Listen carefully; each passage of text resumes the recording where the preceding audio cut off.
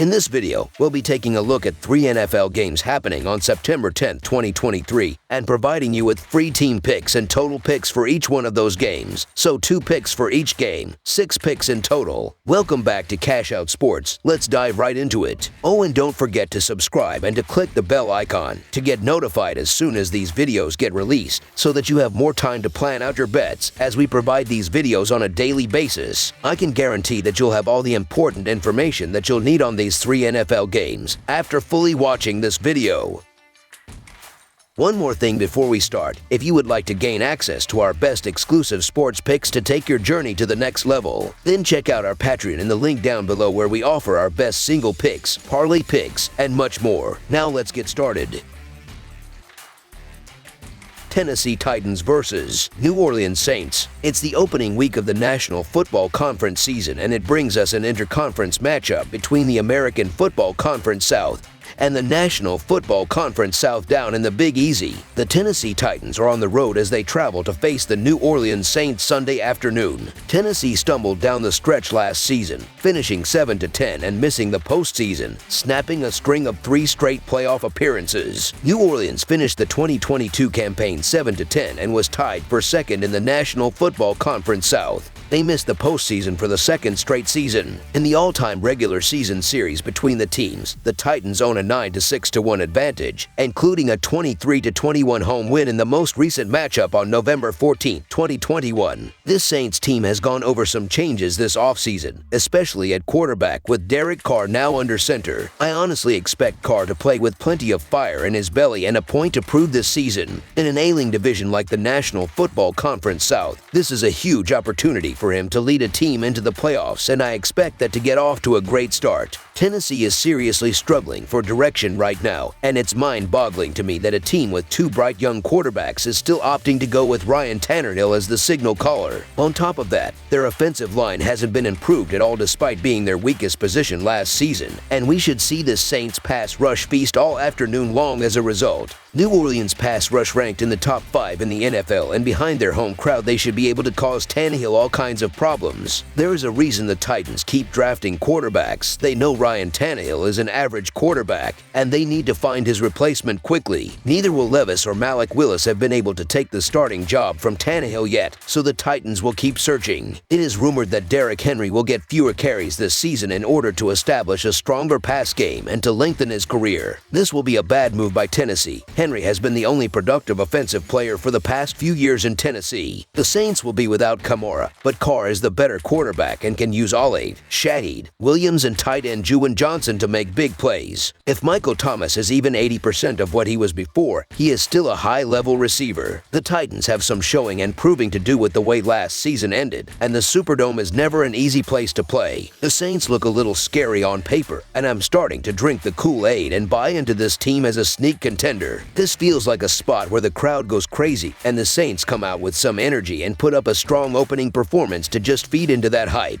The Saints have more weapons, a better quarterback, and are playing at home. Tennessee has some issues on the offensive side of the ball that are going to take time to try and figure out. Being minus 80% of last season's starting offensive line is going to be a challenge for the Titans as they are trying to rebuild from scratch. Keeping Tannehill upright and healthy is a priority for Tennessee if they hope to have success this season, as they can't rely solely on Henry. New Orleans has a new quarterback, and it will be interesting to see how they replace Kamara in the first 3 games of the season. The Saints are at home, and they have better pieces to work with on both sides of the ball at this point. With home field advantage, I'm surprised that the Saints are only favorites by a field goal and fully believe that they're capable of winning by a touchdown. I expect the Saints offense to flourish with Carr and a now healthy Michael Thomas at wideout, and have a feeling that this team will surprise people this year. I'm taking the Saints to win and cover the spread with confidence. The Titans need to show me something before I can back them in a spot like this, so the New Orleans Saints to win and cover the spread as favorites is our full game side pick. There are a lot of new faces on the offensive side of the ball in this game. I am not sure that Tannehill and Hopkins will be firing on all cylinders in Week 1. It may take time for those two to form chemistry on the field. The same could be said for Carr. Though he is a better quarterback, he still will have to adjust to new weapons and a new play-calling system. Alvin Kamara being suspended takes the Saints' most reliable option out of the game, which will be a problem particularly on third down. The Saints are short on running backs, and the Titans do not have much depth at receiver. The defenses return the majority of their best players from last season and will have more cohesiveness than the offensive units. Tennessee was an under-machine last season, mainly due to their offensive ineptitude. The Titans stayed under the total in 12 of their 17 games in 2022, including 6 of their 9 contests on the road. Tennessee stayed under the mark in each of their last 4 games to close the season. Their overs on the road came by half a point, 1 and 4 points. New Orleans saw the under post an 11-6 mark in their games last season. The Saints saw the under post a 5-3 mark at home last season, while their neutral site game with the Vikings in London went over the mark.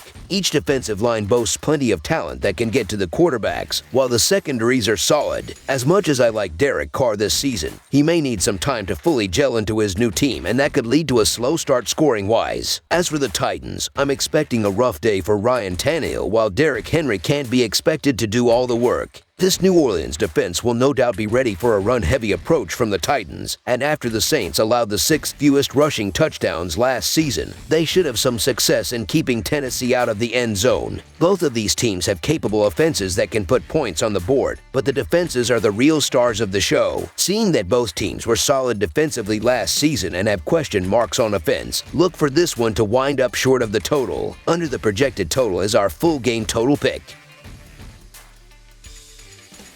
San Francisco 49ers versus Pittsburgh Steelers. The San Francisco 49ers and the Pittsburgh Steelers meet Sunday in NFL action from Acrisure Stadium. The 49ers are coming off a 1-2 per season campaign, most recently falling to the Chargers last Friday. As for Pittsburgh, they managed a 3-0 run in exhibition play, taking out the Falcons in a shutout during their last appearance. The 49ers are officially Brock Purdy's team now after they traded away Trey Lance, and all eyes will be on how he looks in his first action after having elbow surgery for a torn UCL suffered in last year's playoffs. Purdy wasn't able to have anything close to a full offseason, and I'm skeptical that he'll be able to immediately recapture the magic that the 7th round pick found in the back half of last season. It's especially hard on the road in a tough environment against a Mike Tomlin coached defense that has had months to prepare for him. San Francisco also just lost defensive coordinator DeMeco Ryans to a head coaching opportunity in Houston, which is a massive loss. The Steelers were able to be a solid .500 team last year with Mitch Trubisky and an up-and-down rookie Kenny Pickett at quarterback, so there are reasons for cautious optimism in Pittsburgh. Trubisky was the starter entering Week 1 last year, so Pickett wasn't able to have an offseason and training camp in charge of the offense to learn the ropes. The Steelers are at home, have fewer injuries to deal with, and Mike Tomlin will be prepared for Shanahan's offense. The 49ers have 4 defensive starters listed as questionable. Even if they all play, they will not be at full strength. George Kittle's injury will be a huge factor. We all watched how Kansas City struggled without Kelce, and Kittle is just as important to this 49ers attack.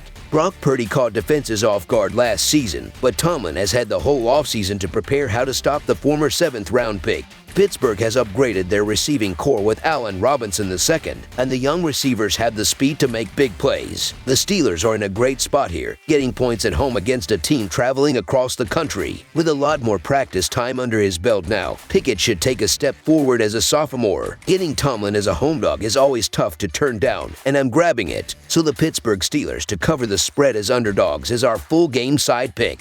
49ers head coach Kyle Shanahan is a wizard, but Brock Purdy is a second-year 7th round pick coming off major elbow surgery with only a handful of regular season starts to his name. I'm not entirely convinced last year wasn't a fluke, and even if Purdy is the next Joe Montana, he should still be at least a little rusty in his first action post-surgery. Pittsburgh's defense always plays well at home, and the crowd will be especially raucous for the excitement of Week 1. I have some questions about the 49ers offensive line, and they're going to have to deal with TJ Watt and Cam Hayward. Steelers quarterback Kenny Pickett isn't likely to light up a San Francisco defense that has elite players at all 3 levels either. Nick Bosa got a massive 5-year extension from the team earlier this week, so Pickett isn't going to get bailed out by a contract holdout from the 49ers star pass rusher. Bosa should be bearing down on him all afternoon, and Fred Warner should be able to neutralize tight end Pat Freiermuth. Running back Najee Harris will likely plod along for 3 yards a pop, and this one could turn into a defensive struggle. Nick Bosa, Fred Warner, TJ Watt, and Minkah Fitzpatrick. I just listed 4 of the best best defensive players in the NFL. They are all healthy and ready for Week 1. The list of quarterbacks playing in this game is not nearly as impressive. Purdy and Pickett will each have moments where they struggle to read the defense or make the right plays fast enough against these aggressive defenses. Each team will rely heavily on the run game until their quarterback gets comfortable. This will keep the clock running on long drives and keep the score below the total. Under the projected total is our full game total pick. Arizona Cardinals versus Washington Commanders. As the NFL season kicks off, the Washington Commanders are ready to host the Arizona Cardinals at the FedEx Field in Landover, a game that promises to showcase the revamped strategies and renewed vigor of both teams. With the temperature expected to be a warm 81 Fahrenheit, the stage is set for a fiery encounter between two teams looking to make a statement early in the season. The Commanders, under the meticulous guidance of offensive coordinator Eric Bieniemy, are looking to build on their previous season's record, while the Cardinals are eager to unveil the strategies crafted under the new leadership duo of Monty Austin-Fort and Jonathan Gannon. Both teams are coming off a series of preseason games that saw them testing their mettle and fine-tuning their strategies. As they lock horns, the focus will be on the key players who are expected to play pivotal roles in their team's fortunes. The Commanders, with a home field advantage and a defense that has tasted success, are looking to start their campaign on a high, while the Cardinals are eager to showcase the renewed synergy under their new management but must start without quarterback Kyler Murray. The Commanders enter this game with a home advantage and a defense that has proven its mettle in the previous season. The Cardinals, on the other hand, are in a phase of renewal with a lot riding on the shoulders of quarterbacks Joshua Dobbs and rookie Clayton Tune. While the Cardinals have shown signs of a potential resurgence, the Commanders seem to have a more settled unit, especially on the defensive front. Washington is at home in this one, which is an advantage. The Commanders are seemingly better defensively than they were a year ago when they had a top 10 scoring defense. That defense will take on an Arizona team trotting out either a rookie or mediocre career backup quarterback.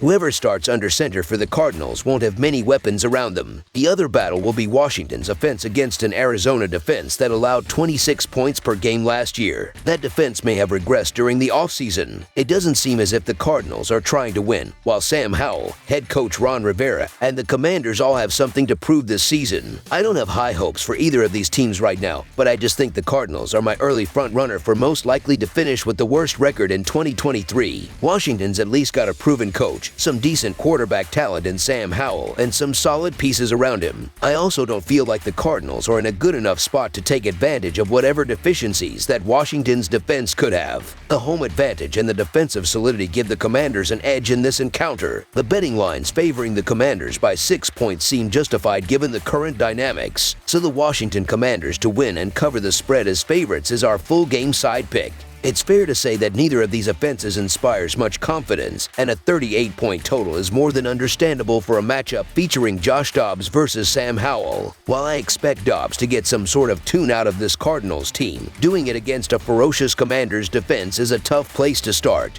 Washington boasts one of the most vicious pass rushes in the game with Montez Sweat and Chase Young on the edge, and those players will be more than inspired to get to Dobbs after seeing him fumble a ball that was returned for a touchdown last season. As for the Commanders' offense, I'm still not sure Howell has what it takes to be an NFL quarterback, and I'm expecting some early jitters from him. I wouldn't be surprised to see Washington lean on their run game more, which in turn would keep the clock ticking and limit the number of possessions. There's a serious chance that the Cardinals won't score in this game. The offensive line is suspect and facing one of the NFL's best defensive fronts. The passing game lost to Andre Hopkins and is relying on two unreliable arms. Don't be surprised if Arizona's offense struggles the entire afternoon. That leaves the Washington offense to handle most of the scoring. Even against an awful defense, expecting a team that scored 19 points per game last season to put up 30+ to open the next year is a lot, especially since Sam Howell will have to adjust to his new starting role. Given the defensive strengths of the Commanders and the Cardinals still finding their feet under new management, a game with a lower scoreline seems more probable. The under 39 prediction is based on the anticipation that the defenses might have an upper hand in this game, with both teams focusing on a cautious approach to start their campaign. The Commanders' defense, which has been their stronghold, is expected to keep the Cardinals' offensive unit in check, leading to a game where the total score will likely come close to 38 points but finishes below that mark. I'm fully expecting points to be at a premium in this one. Under the projected total is our full game total pick. That's all for now, so if you have any other games you would like reviewed, then leave a comment down below with the game you would like analyzed. Subscribe to our channel, leave a like on this video, and we'll get to it as soon as we possibly can. We would also love to hear your opinion on the picks presented to you in this video, whether you agree or disagree with them, so leave a comment down below and do let us know.